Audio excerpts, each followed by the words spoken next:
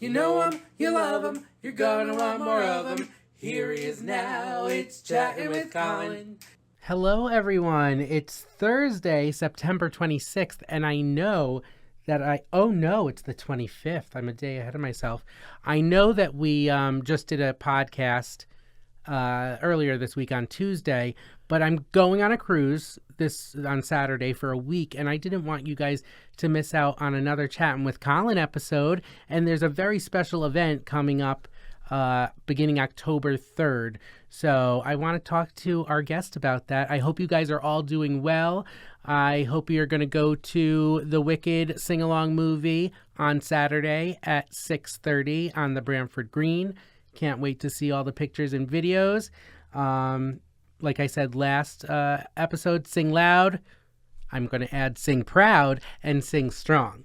So what else? I don't think there's much of anything else. So I'm going to get right into it. Please welcome our guest, Charles Rosenay, to Chatting with Colin. Welcome, Charles. Thank you for having me. So glad to be here. Thank you for calling me the other day and saying, hey, listen, I'm the one that does the Haunted Trolley Trail in East Haven and Bramford, and I hear you have a show, and I'd like to come on and promote it and talk to you a little bit about it. So I need to thank you for reaching out. Thank you. It's mutual. But I don't think that's not how I started. I think I started with, hey, this is Charles, Lauren's dad. Yes. So, yeah, I do work with his daughter, Lauren Rosenay, who, it's funny because way back in 2020, January of 2020, I started working at Legacy Theater with Lauren and Keeley. We were sort of the first three employees of Legacy Theater. We met once a week at a staff meeting and then left and did what we needed to do. And then in March of 2020, everyone knows what happened. So then we started working remotely and still building the theater and making plans for our first season. And Lauren was critical in starting Legacy and getting the ticketing website, and she just did so much. And then she went off to graduate school to become an attorney. To become an attorney, and I don't know. I'm a theater person. I really don't speak that legal jargon. But there's a theater reason, is because it frustrated her that contracts were coming in and that she wasn't writing them herself and that she wasn't, able to secure rights and all that. And that, I think that might have been one of the inspirations for going into law. Yeah. But theater's still in her blood. She's, Oh my God. She writes books. She writes musicals. She did just graduate from law school, and she's working in New York and working for us at Legacy. And it's just great that she started with us. Then she took a break, mostly during the pandemic, to go to school and get her law degree. And now, full circle moment, she's back at Legacy. Yes. So it's like the original team back together again, plus a lot more staff members as we continue to grow. But yeah, when you said your last name, I was like, I know you. I think I could handle this. But did you know I was always in the spooky stuff? Did you know any of this aspect of it? We're friends on Facebook, and I see that you do the spooky paranormal tours and like ghost hunting, and I sort of knew that you did all these crazy events. I've been to the trolley trail mystery, murder mystery, whatever it was. Every year it seems like there's a different theme. Yes. So what's the theme this year? This theme this year is alien invasion. Alien invasion. Because as you know, the aliens from other planets. Let's define which aliens we're talking about. Yeah. The aliens from outer space. Yeah, there's a few aliens from Earth that we know of. They chose 4 cities which they knew the inhabitants were a little, let's say weirder, and they knew they could infiltrate and take over our bodies and, minds. And they picked Los Angeles, New York City, Las Vegas, and East Haven. Oh my gosh, of course, East Haven. Right. So unfortunately, fortunately, the aliens have arrived. They're part of the culture. We have to figure out how to disseminate which is the aliens and which aren't, and which are the good ones and which aren't. And this all happens aboard the trolley because some of the things that we've learned about these aliens who've invaded America, and specifically Connecticut and those towns, is they won't attack or they won't take over if something is moving. So if you're in a car, in a bus, in a train, or a trolley. They also despise as you know, talk shows, and they also despise music. But they do watch Chattin' with But Colin. they watch We're it. tight, They me and the aliens. they find a way to get in and watch it, and they don't like music. They don't like sing-alongs. They don't like. Oh, so they're not going to the Wicked sing-along on Saturday, I guess? They'll probably be on the outskirts. Okay. You know, they don't get right in it. Okay, so I have a question.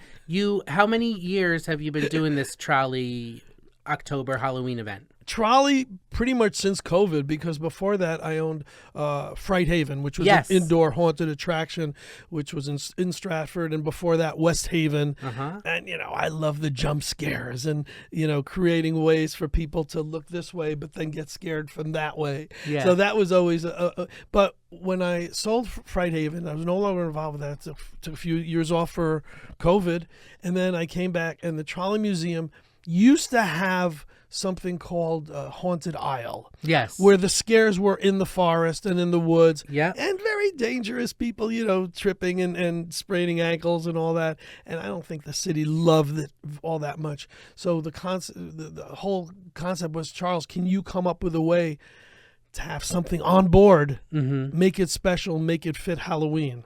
Yeah. First year, I told ghost stories going out. And then we had a seance coming back, which I loved. It was definitely, and we had one actor planted who goes crazy during the return home, and it was very Andy Kaufman-esque. Yeah. And nobody knew if it was really, him going nuts or if it was a plant or whatever.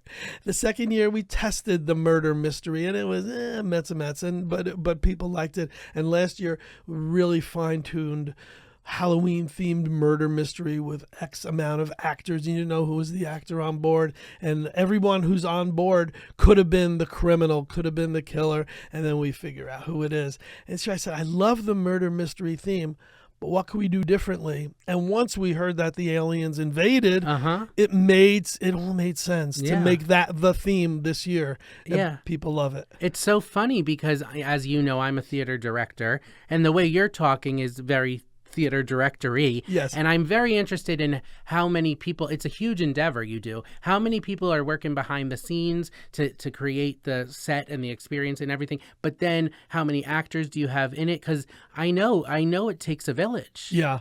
So when we used to do Fright Haven, I needed 100 actors a night. And I was happy when we got 30. Right. For this, I'm not going to say how many actors. How many aliens? Well, there's a few. There's definitely a few aliens on board, and there might be a few aliens outside the trolley. So I'm just going to hint at that.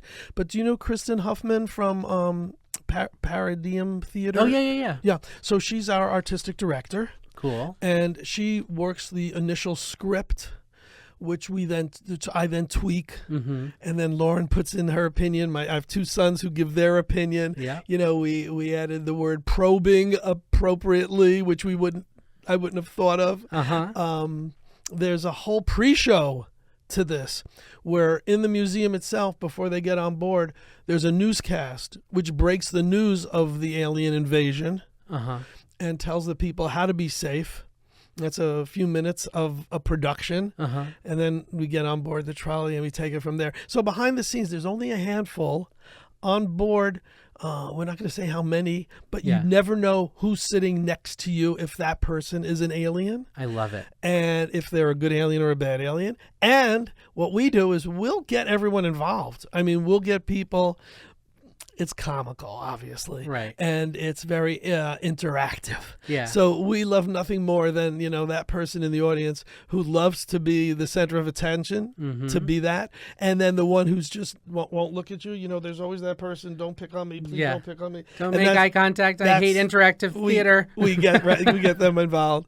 And so people have to vote who they think the alien is. And then there's always, hopefully, a twist. That's great. Yeah. Oh my gosh, that's great. So this year it starts October 3rd. Yes. And it goes through November 1st. Right. And you have different times. There's sometimes 4 a night, I think. Yeah. And the earlier ones, like if there's a 5 o'clock or a 6 o'clock one, that's more family friendly, kid focused. We say that more so because those are taking the ride while it's light out. Oh, right. Yeah. So as it gets to 7 and 8 o'clock, it's already getting darker. And just by that, it's more kid friendly. The show itself, there's nothing that's gonna scare a kid. And if we have a fun, outgoing youngster, we'll make them the junior alien detective.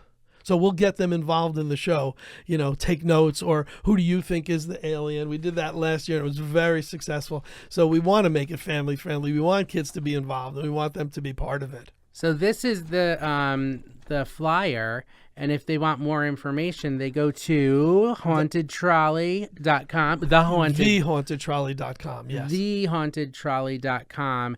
And every year this sells out because you're limited to only 40 people that could fit on the trolley, correct? Exactly. So there's only 40 passengers per ride, 4 rides per night, and it fills up really quick, and people they love it. They now are starting to look forward to what's this year's theme. It's become more of a challenge each year to try to outdo the year before, but we love the challenge. I think I'm going to hit you up for some tickets or something that we could raffle off on, or do some competition for the Chattin' with Colin audience. Great. Because I think it'll be great, and then they could report back on how it was. So, and we really love the Shoreline Trolley Museum. I mean, I've been there a million times, and the entrance is in East Haven, but 90% of it is in Brantford. Right. So I know Jamie Cosgrove, he loves the trolley trail. I know they have a great set of volunteers. Well, John Proto, is the head of it, and he really campaigns to have us there, to the point that last year he said, "Can't you come up with anything for the holidays?" And I did Who Slayed Santa. I hope no kids are watching, but I do play Santa for the month of December for the whole town of Brantford. And that came up in COVID too, because my sister had her first child, Claire Bear, my goddaughter, and there was no Santas in malls. There was no. Right. So I went on Amazon and I got a Santa suit, and then it trickled down from there. Then other friends were asking. Then I updated my Santa suit, and then I did video Santagrams for people because the pandemic. They needed it was actually really fun. Yeah, but I've lost about 90 pounds since then, so I'm gonna need a fat suit this year. You need to fill the suit. I never thought I'd ever need a fat suit, Charles, but I guess I will. I have a question about so I know you have this book, True Ghost Stories of Connecticut. Yes. And when did you fall in love or start being so inquisitive about paranormal ghost stuff? Well, it goes way back to when I was 5 years old, and Mom, wanted me to watch Frankenstein and Dracula and the Wolfman, Universal Monsters, because she loved that. That was her babe. My parents wanted me to love all things they did, so that's why I probably became a Beatles fan and a rock and roll guy. And but I was always a monster kid, and I realized there were ghosts and paranormal, but that wasn't part of my resume, part of what I did. And about 10 years ago, I really got immersed in the whole paranormal field, to the point that I produce the paranormal conventions in Connecticut. Every other month we do a paranormal investigation of a site, whether it be a haunted theater or a home or a museum. And I should have you talk to one of my best friends, Mike Martone, because he has a whole paranormal group, and we direct the Brantford High School musicals together.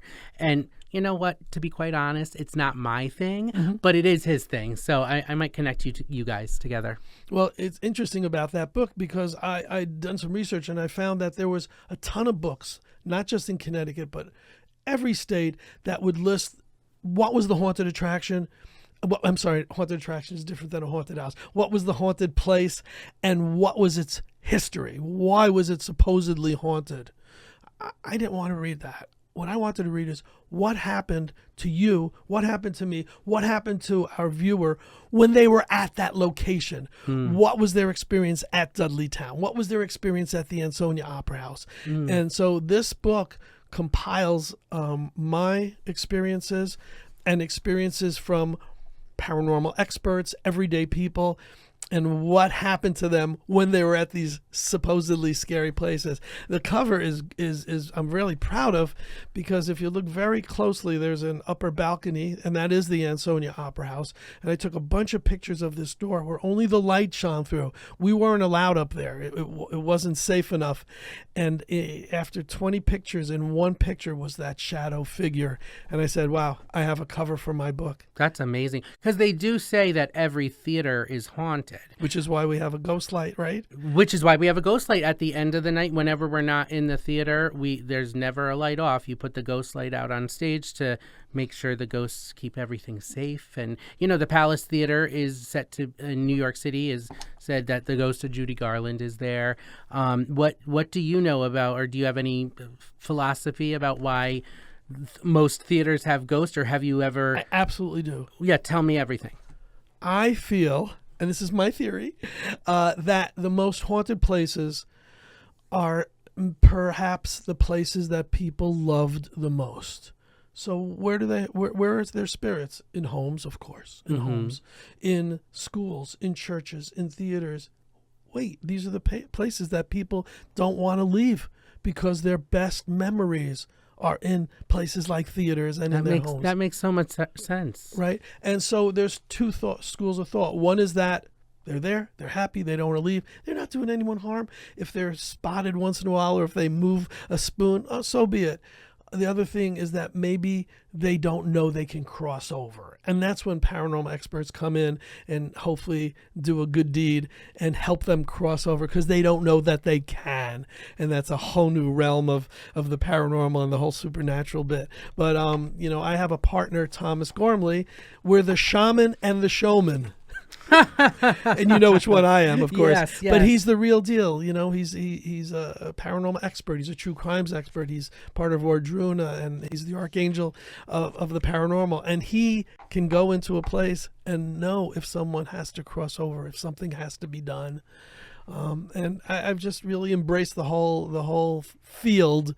And we love doing the paranormal investigations because people come along with us and they're always great. Well, this book came out in 2022. Yes. So where can people buy it? Amazon. They just search your name, Charles F. Rosenay. Yeah, there's also a website for it, paranormalconnecticut.com. Mm-hmm. But I have two area book signings that I'm going to be doing at libraries. Oh, where and when? I actually gave our producer the information. Victor has that, so I don't know if he can scroll it underneath. But I know one is in Clinton and one is in Madison, and it's I want to say October 1st and October 7th, but I'd be guessing. So yeah. Do you have a website or social media? It's on the library's websites. Yeah. But the Clinton one and also the Madison one. And I love doing these because I get to, you see, I'm not shy talking, right? I get to talk. I get to talk for an hour about ghosts and about my theories and about how I got into all this through my love of monsters. And then hopefully I sell a few books to the library attendees. That's awesome. I mean, I want to look at this True Ghost Stories of Connecticut because I'm a Branford and Connecticut freak. But this book is another book you wrote, the book of top 10 horror lists. That was my first. And this was in 2021. Right. So I have a question. They're both Charles F. Rosenay with 3 exclamation points. Correct. What is the significant of the F? What does that stand for? And instead of freaky, and what are the 3 exclamation points for? I didn't know if you were going to guess freaky or Frankenstein. Could have been. Yeah. It's Fred, but It's I'm certainly Fred. going to keep it as an F. The exclamation marks, you're asking a great question because Thank you. I'm a good host. In university, I was an art student first, and halfway through the semester, the professor goes, "You guys are all okay, but most of your work sucks." That's how he pretty much put it. You have to do something to set yourself aside from everyone else. And what did I do? I started signing my paintings with 3 exclamation marks. He gave me an A because I followed his direction, even though he felt my artwork didn't improve any. And the 3 exclamation marks, they stuck. I love it. And I did just get word from our person in the control room, Victor Hogg, that the upcoming appearances, yes, you were right, October 1st, and that is in the Scranton Library. And then there's one Madison at 6:30, and I'm not sure what date that is. It says Tuesday, October 7th, but then it also says Clinton. So that's the October 7th one is Clinton, and the October 1st one would be Madison, yeah. Okay. So then October 1st, Scranton Library in Madison. Okay. At 6:30. October 7th, the Clinton Library, Also 6:30. Yeah. Okay, I was confused because I thought there was 3 here. So Right, Scranton is the name of it. You're watching my process. That's what screwed me up. Yeah, Scranton is the name of it. Yes. My God. But Victor, thank you for being on it. I love that. What else? There was some other things that you were talking about movies, like how you fell in love with movies. Yeah. I just want to let you know this is how traumatized I am. My first movie that my parents took me to was The Exorcist. No, in a theater. That's the first movie you saw. Yes, and then my aunt, the first movie she took her 2-year-old, my cousin Victoria, to. I always get it confused. It's either. I always said it was The Birds, but I think it's Arachnophobia. This is. How do you not start with Mary Poppins? How do you not start with, a Disney one? Well, they were playing that at home, but I think it's because they were like, they're never going to stay awake for the movie, and we want to see the movie, and we don't have a babysitter, so let's drag. And then I'm thinking Linda Blair, the head turning around. Traumatizing. Oh, my God, I'm still in therapy for that. Thanks, Mom. Thanks, Dad. That's funny. My God. There's some other things you said that I wanted to think about. Well, you talked about the Beatles thing, so I might want to bring you on another episode because I know you have so many stories of the Beatles, and you wrote this book, the book of top 10 Beatle lists, which is amazing. What year did this one come out?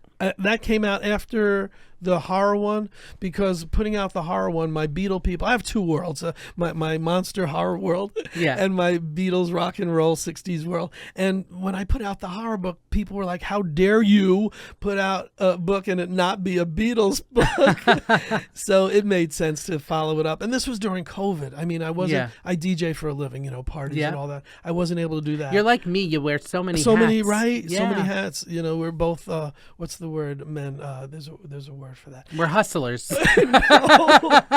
So many side hustles and no real, right? Yeah, exactly. Right. But we love everything we do, and everything we do brings people joy, which is a blessing. For sure. And this book was actually sitting on the desk when I got here today, and I was like, well, who brought this book? Because Charles isn't even here, and Victor, who I was just talking about, he actually went on one of your tours, actually twice he went on your tours, 10 years apart, and you signed it for him.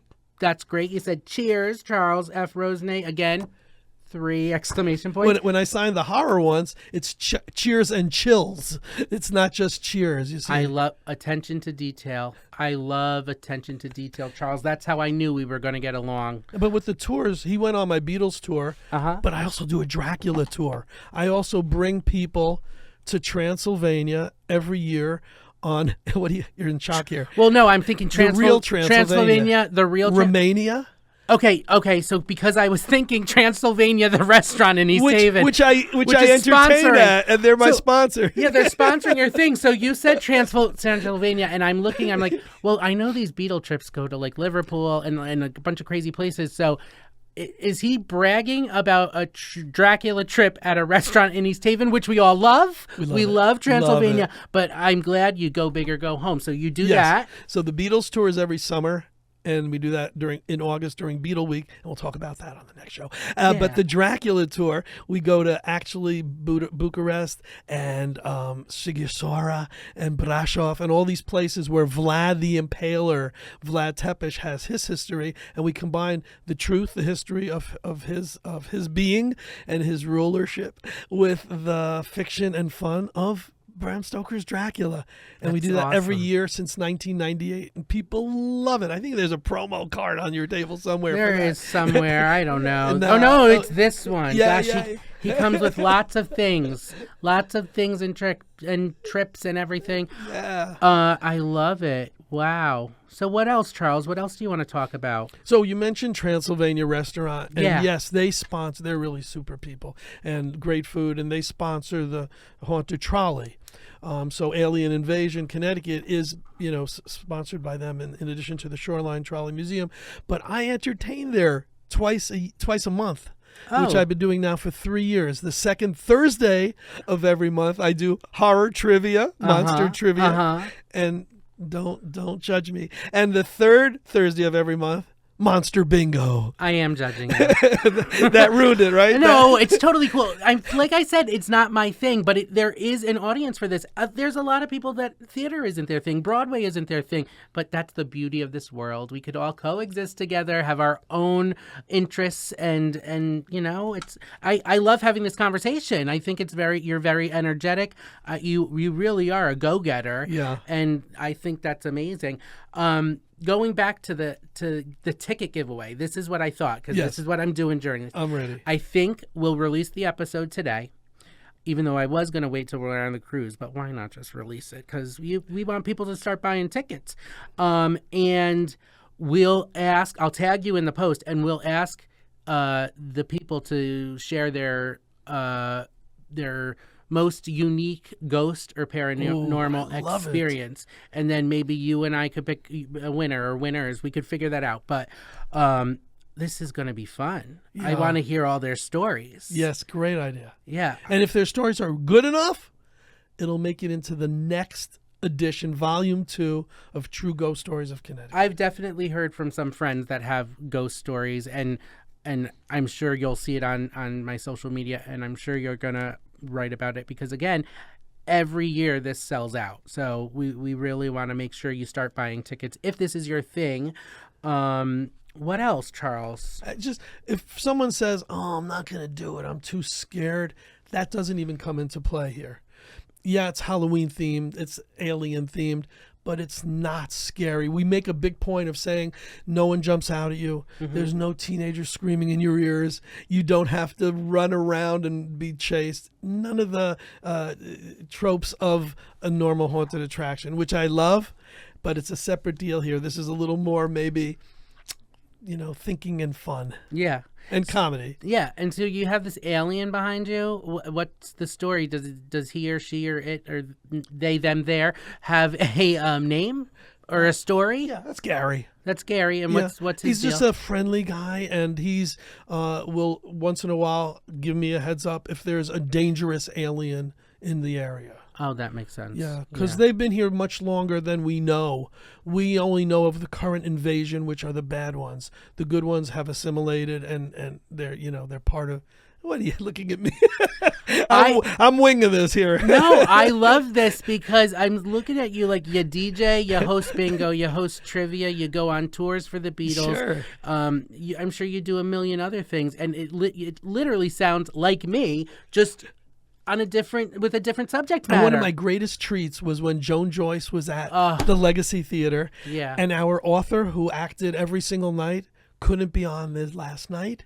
And I filled in because I've done everything, TV, commercials. I've done acting in horror movies. I've done it all. I never did theater. Wow. And Lauren said, "You're doing it." And I said, "Okay." But I mean, you hosting all these events, and like you are being an actor. Absolutely. And you're being very theatrical. You're performing in front of an audience. You have to keep it entertaining. Of course. Did that come natural to you?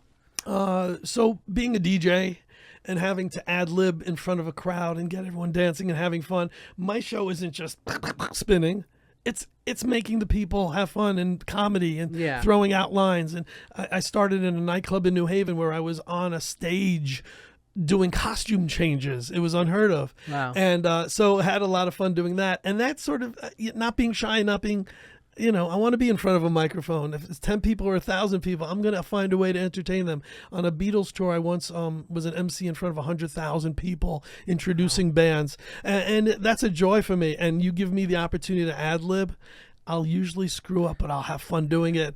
But usually in theater, in a show, you're supposed to stick to the script and not ad-lib. So did you, one question, did you ad-lib? Did you get all your lines right? And the other question is, do you sing? I sing poorly. It was a musical, Charles. So it was. Do we need to give people their money back?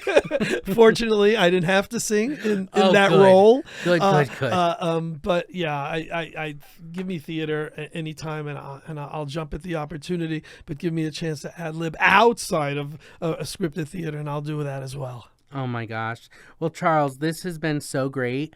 Is there anything else you want to end on? Hauntedtrolley.com. I knew it. I knew it. That's the other reason why I was looking at you so like, oh my God, because you're also like me, like you know exactly what to plug, when to plug it, and that's just every what weekend. we do. Every weekend in October, and the last few weekends will be Friday, Saturday, and Sunday. Yeah.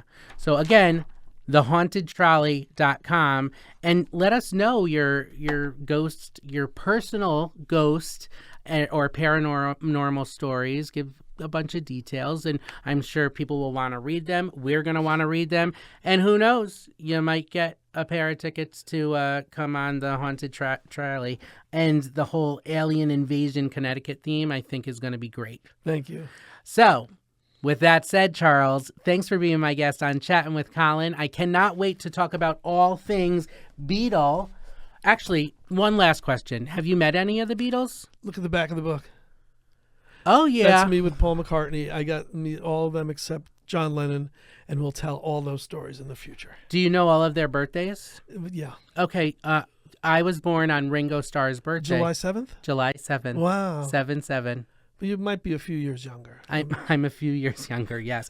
But I cannot wait to have you back to hear all these stories. I'm sure some of the Chatting with Colin audiences are Beatles fans and would love to get the behind the curtain scoop on that. So Groovy.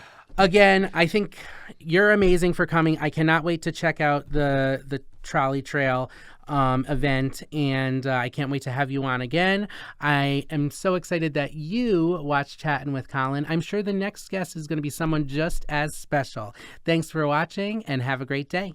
You know him, you love him, you're gonna want more of him. Here he is now, it's Chatting with Colin.